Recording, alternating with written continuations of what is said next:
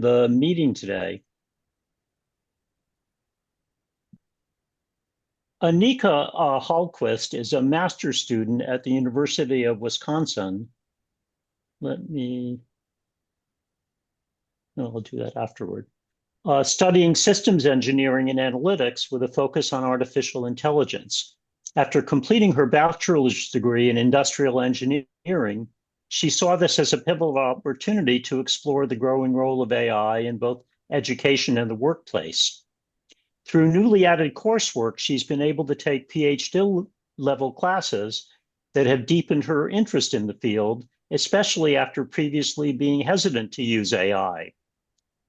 She has a strong background in technology, having interned at KLA, a semiconductor process control company, as an applications engineering intern, and at Grainger as a systems intern in the supply chain department. She graduated with the highest honors and is always seeking new ways to learn and grow, believes it's critical to understand AI early in one's career as it's transforming how people learn, how jobs are structured, and how individuals can create their own tools for growth and mentorship. So I'm delighted to recognize Anika Hallquist. And Anika, I will spotlight you so you can share your screen and get started. Welcome. Hi everyone. It's great to be here. I'm excited to show you what I have prepared today. So I will share my screen.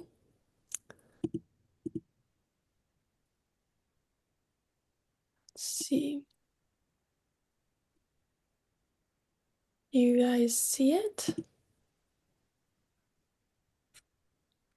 Yep. Yes. All right. Do you still see the full presentation now? Yep. Okay, awesome. All right. Well, hi everyone. I am Annika Holquist. I am tuning in from Madison, Wisconsin currently.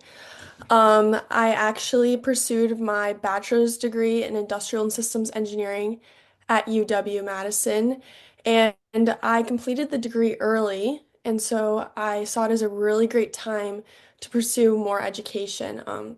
Something about me is I love to learn, and I'm always looking for the next thing to learn. So, I have interned during my undergrad at KLA, which is a semiconductor company. So I was working specifically with those computer chips that you hear all about, like with NVIDIA, that fuel OpenAI and ChatGPT.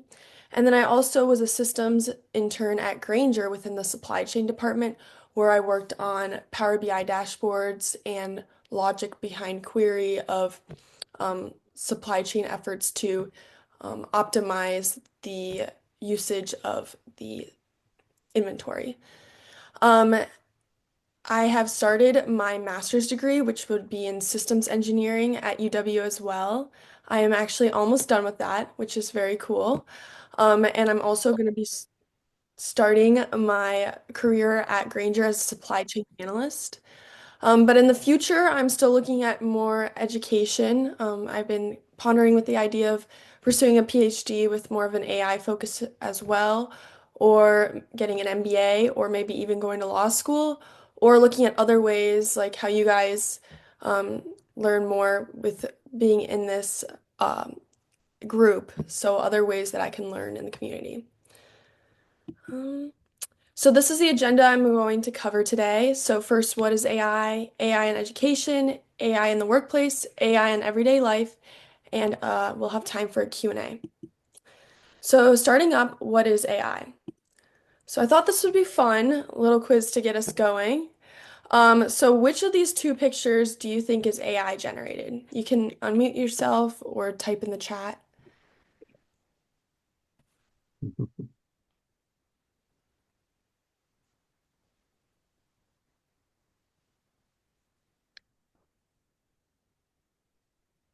The one on the right is AI. Yes, that's great intuition. This is actually my dog. So it's kind of fun to generate a bunch of pictures of him. But yes, the one on the right is AI. Was there anything that made you think that, or was it just like a guess? It's much richer and colorful. Yeah, it looks almost too good in a way. Right. Yeah, the lighting, there's just something a little bit off about it. It's just too perfect. So I feel like that's a good way of thinking about AI in general. So you were correct. The tongue is otherworldly. Yeah. Yeah, I don't know how tongues have like two. Yeah, it's very interesting. Um, Maybe that's a different type of breeder, I guess. Mhm. Um, what is artificial intelligence? So artificial intelligence falls under the larger umbrella of machine learning, and intelligence is a simulation of human intelligence in machines that are programmed to think and learn like humans. So I know that some of you guys might already have a background in AI, but I just wanted to set the stage in the next couple of slides to make sure we're all on the same page. So I think what makes it easier to learn about what AI is to learn what AI is not. So AI is such a big buzzword. Sometimes it's just thrown around whenever people think, oh, this is really smart or this is really automated. It has to be AI. But that's not always the case. So some examples of things that are not AI are like if-then rules. So that's kind of like when you're coding. So like if this happens, then like print this or things like that. Excel formulas. So again, that is something with exact instructions where you know what the result should be. And then basic autocorrect, so something that isn't like Grammarly AI or things like that, is using like fixed dictionaries with the grammar rules. And then motion sensors and timers have a trigger response behavior. So things that might perform based off of time or a trigger response aren't AI.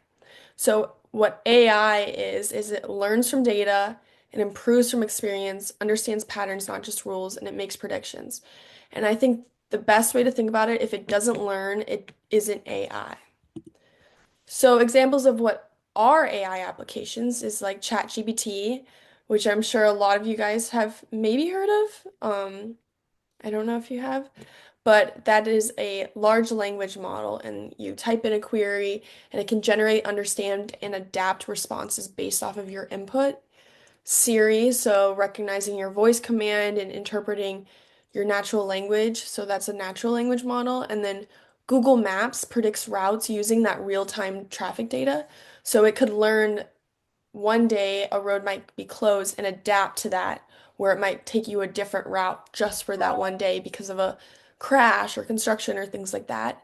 And then for Netflix and Spotify, that uses your real-time data of not only your historical data of what shows and things that you've preferred, but also when you're scrolling, what do you scroll past? And what do you maybe lag on for a little bit to read the description? Like what um, specific genre or type of movie takes in your input. So ChatGPT is a large language model, so I keep on saying that. That's just the type of AI it is. So we're going to talk about the machine learning umbrella. Within that umbrella is the AI, and then within AI is large language model. And I think this is the easiest one to talk about because it's something that we could all use with ChatGPT. And so large language models predict language based off of predicting the next word of what the output is going to be, based off of like probability, and it learns from the context of the text. And also, language models are trained on massive amounts of data. So, like books, news articles, websites, public code, and documentation. With ChatGPT, even the Enron email database was used, and that's how ChatGPT has such a natural language. It's very casual and seems really human-like. It was actually trained on real emails from over 150 employees in early 2001 because those emails were released to the public. And the reason they did that is because it's the only large publicly available corporate email data set. So I don't, a big use of ChatGPT, I think, for people in my generation is to help write professional emails. I'm not as used to the professional world, so I don't have my um, way of doing emails as quickly as like possible. So I use ChatGPT to help make a more professional tone. So when using a large language model, this would be like using ChatGPT, where you type in your question, so make a rhyming sentence.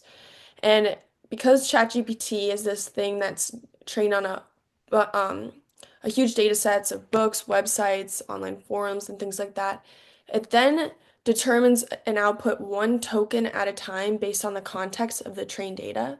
So a token is like either a word or a chunk of word, and that's used to predict the next part of the sentence. So I don't know if you can see this, it looks a little blurry on my screen, but the cat sat on the, and then these are the four most predicted results of what it should have as its next word token of the output.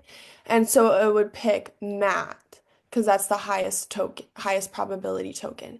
So the answer would be the cat sat on the mat. And then from there, that's where the user, like you and I, would interpret, is it correct or is it incorrect? And when it's incorrect, that's something called a hallucination in AI world. So that means that it's basically made up information or it just didn't do the said thing correctly. So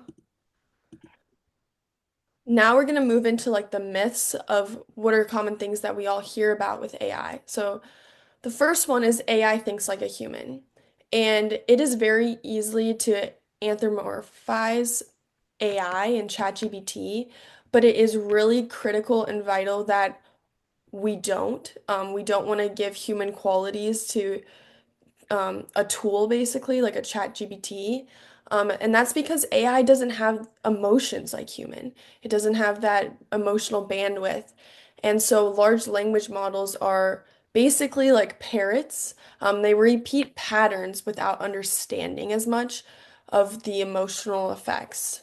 So, for example, the human can understand the meaning behind a sentence, but AI guesses what token comes next, like how I talked about with the predictability and the probability. So AI does not think like a human, it just predicts patterns without technically understanding the emotions. And then the next myth is AI is always accurate. This is wrong. AI can be biased, wrong, or overconfident. So, like I was kind of talking about a little bit, hallucinations. So, hallucinations are fabricated facts. So, let's say you asked, I don't know, like, what is the state with the most cheese curds? And you would think it would be Wisconsin, but it says California. That could be a hallucination where they ChatGPT misplaced the fact. So in one study, 81% of medical AI chat responses contained at least one error. And that is a big statistics to watch out for, especially as we are talking about introducing AI into the medical world. Imagine if you're talking to an agent and it's wrong 81% of the time it has an error. Could that have a life or death effect? And then one in four potentially had harmful advice. So 25% of these medical chats had potentially harmful advice. So that's extremely concerning and something that we need to keep in mind when we talk about introducing AI into some of these industries. And then there is also bias. So, um, with bias, that is because of the training data and who actually coded the program. So, like for example, with facial recognition, that's an extremely biased AI platform because the creators of that were primarily um, white, and then it had trouble detecting anyone with a darker skin tone. So that bias could be embedded into the training data. And then also, critical thinking is required to determine if it is accurate or not.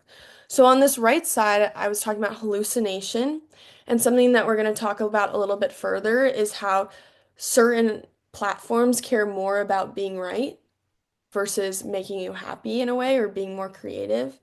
But this is one of the newer OpenAI or ChatGPT platforms, and it has almost 2% hallucination rates, which is very high. And then Microsoft also is over 2%, and that is something called Copilot, where most of the corporate world uses. So that's extremely concerning that someone could be taking a hallucination as their ground truth and promoting it within their business. And then here's a trend line of as AI models are released, you can see that it is getting a little bit better with hallucination, and that's because that's more of a focus. And in the original logic behind AI, hallucinations were happening because the AI platform would rather please you than be correct. So it'd rather give you an answer than admit, I don't know. So. And then another myth is that you get the same answer every time. So if you've messed around with ChatGPT, you can see that if you asked a question, um, it and you ask the question again, it's going to be a little bit different every time. And that's due to something called the temperature.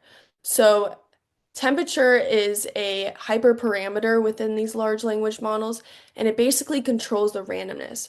So at 0, it's the most predictable, and at 1, it's the most random. So it's very creative, it can't replicate the output, and things like that.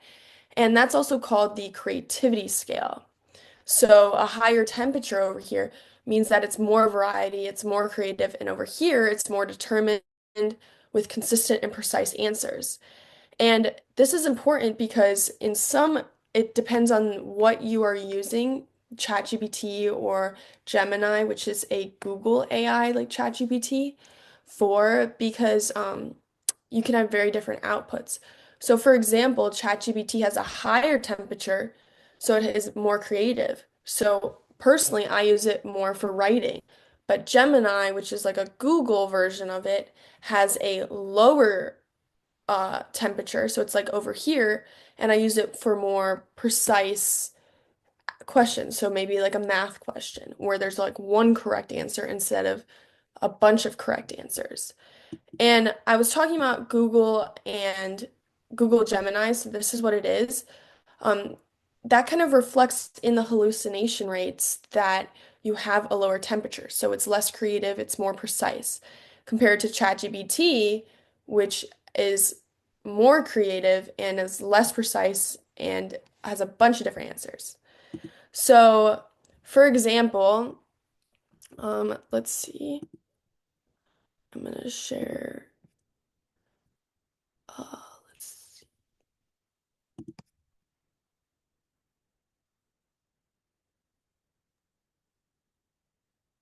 Yeah, everyone, Ms. Hallquist immediately found the limits of Zoom screen sharing that she's trying to work around. Okay, here we go.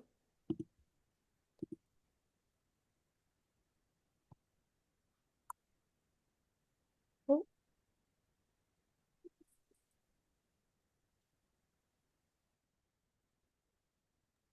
is it coming up now? So, for example, here is I asked ChatGPT, can you brainstorm hobby ideas? And so this is showing the set temperature, so how creative it is. You can see it comes up with a ton of different ideas of what I could do as a hobby within pottery or ceramics, scrapbooking, graphic design, learning an instrument, meditation or yoga, gardening, puzzles. It does come up with a lot of ideas, but they're all pretty general. So I asked it, can you be more creative? So right when I asked this, I am I'm moving that temperature hyperparameter up. And so as you can tell, surreal art collaging, training your own AI avatar, doing a time traveler's diary, building a personal museum, micro documentary making. It's a lot more creative, and that's due to the temperature change. So we can tell that in the background, we're changing the temperature variable. And then I'll go back. And that's the only way that we can actually change the temperature because it's so deep in the logic and isn't allowed. We as users aren't allowed to change something like that. It's very protected. But that's a way that we can get around it is we can ask it to be more creative. So, okay. And then is it still sharing the correct slide? Yes. Yes. Okay, so yeah. So that's what I did is couldn't manually adjust the temperature, but I could ask for like a more creative response and things like that. And then the one of the last myths is AI will steal all of our jobs. This is something that's all over the place, and I think that every single person is scared of it. So one thing that I want to talk about is that tasks are being automated, not entire roles. So for example, a McKinsey report found that only 5% of occupations can be fully automated, but 60% of occupations can have at least 30% of their activities automated. So that means 60% of the population, we could eliminate 30% of the workload. So that doesn't mean that we are taking away that role, but maybe we're alleviating some of the workload so that person could spend more time on more impactful opportunities. So before, it could just be a customer service rep, but after, maybe you're talking on the phone with a customer service rep and they have their own chat GPT or AI that is focused specifically on that data. So like for example, a Target customer service rep might have all of Target's uh, product catalog and all the information about it and all their stores information uploaded to its own AI database that it can ask. And then, oh, is there a question?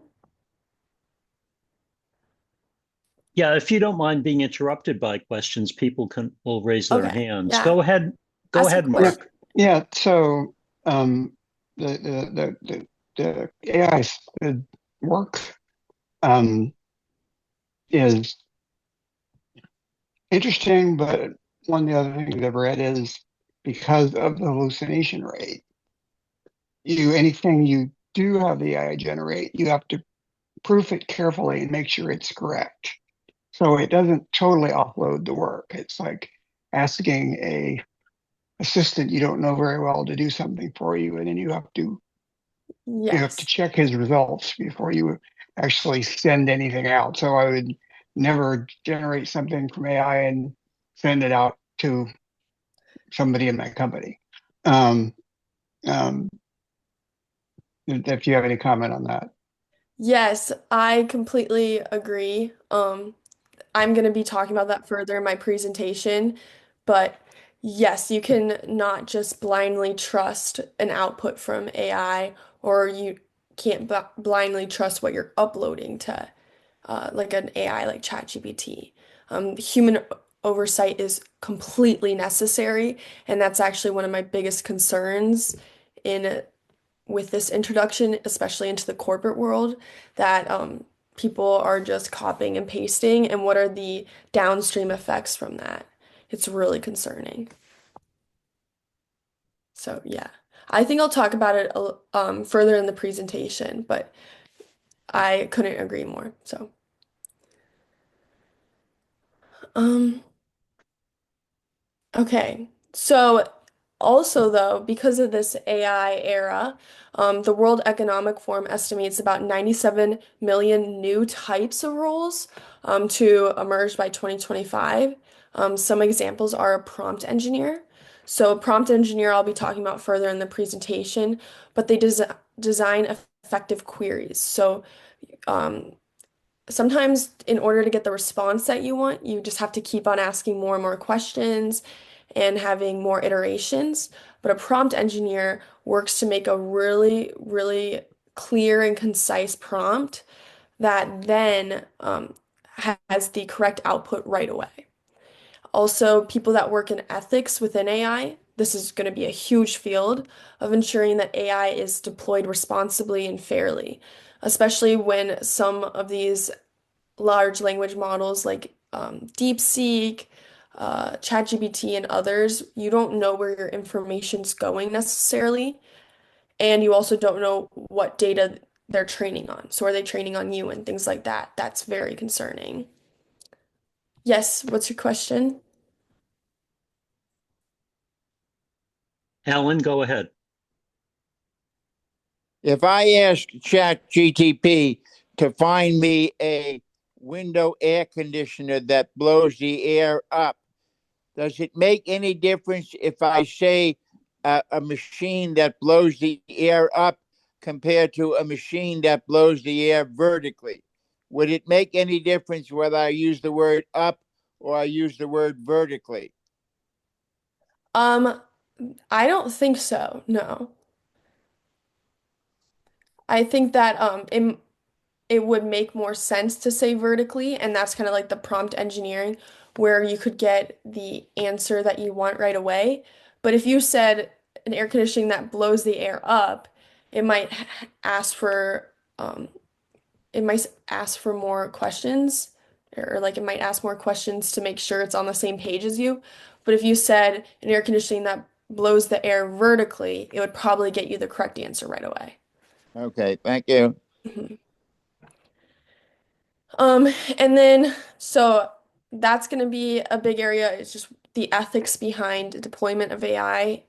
Auditors, so that's someone that could verify the model, accuracy, bias, and safety. One of the LLMs that came to the market offered, I think it was like $10,000 to the first person that could jailbreak it. So that means like getting it to hallucinate or perform something bad. And so that's going to be a whole era of instead of like where people might be co on the other side where they're trying to hack into something, they'll pay someone to try to hack into their system. They're going to try to pay someone to kind of break the AI or ChatGPT program. And then also data curators, like finding correct data and less biased data and things like that. And then also people that are just teaching about AI. So those are some of the emerging job roles that might come from this era. And then the last myth, I don't know if you guys have heard much about this, but a lot of people think that um, you're like, at least I think I'm like, oh, people in college right now are so lucky that they have ChatGPT to help them with all these things, but it would be hard for them when they graduate. And that is true. And specifically, kind of going back on this um, AI will steal all of our jobs. The job industry is going to be more challenging, I think, for post-grad applicants, so people that just graduated college. And that is because of the AI in terms of job availability. So experienced people, so this would be like a job hierarchy chart, are more effective and efficient with AI because they know how it should perform, like how the task should be performed, what makes it correct, and has really good oversight of the task due to their experience, eliminating the need for most low-level employees like new college grads. So instead of telling someone who's like an entry-level position, oh, can you go do this data mining for me? Well, instead of that, they can ask something like ChatGPT or Copilot or Gemini. And there's actually a statistic that of the four entry-level positions that used to be available, like um, maybe 5 or 6 years ago, only one is available now. And they're attributing it to AI. There might be a lot of other reasons too, but um, that means that four people who you are applying to the one role that would normally have gotten the role before. So how do you become the top 25% of those applicants? And that comes with being versatile with AI because you'll be more effective. Would they rather hire someone that can do 5 things in a day by themselves, or would they rather hire someone that can do 10 things to the same a bit scale and quality with AI? They'd rather have someone that is more efficient. So this might not be a myth if education doesn't adapt. So we need to figure out a way to get more of the when you're in college for students to get some type of experience that would apply them to the real world. So that could be becoming more in tune with what's going on in the AI world and how you can adapt and use it. But that could also mean, is there going to be a greater push for internships and things like that? And then moving on to AI in education. So obviously everyone